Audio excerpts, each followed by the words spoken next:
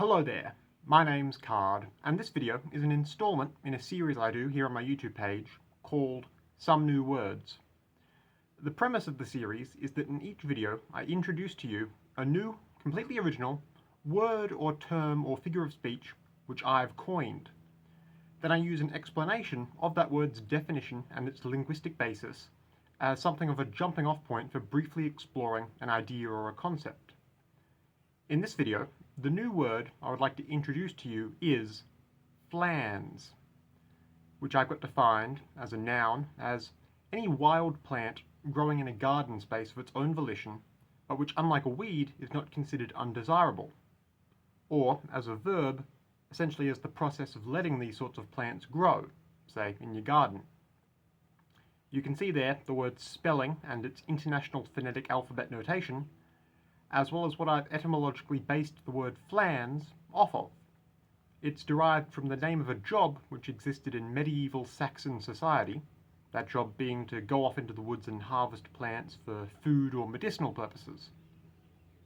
That being certainly one circumstance historically where wild plants growing on their own terms were valued. This is a concept I think most people who are partial to a bit of gardening will be familiar with. Whether you're a fan of them or not is another matter.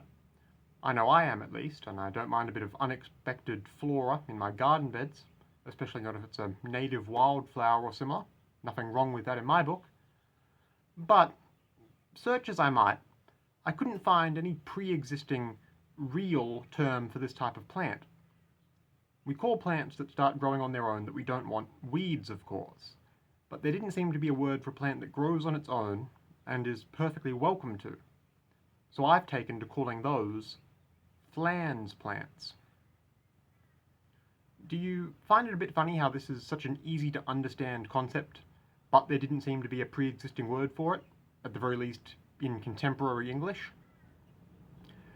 Consciously looking at even things just as simple as aspects of everyday life and thinking about how we label concepts and objects and how our language determines in many ways what we see as distinct phenomena is all pretty neat, I reckon.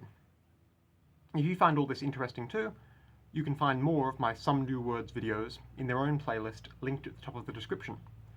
Also linked there will be a dedicated page of my website where all these new words of mine are collated in one spot, if you'd prefer to read through them all at your own pace.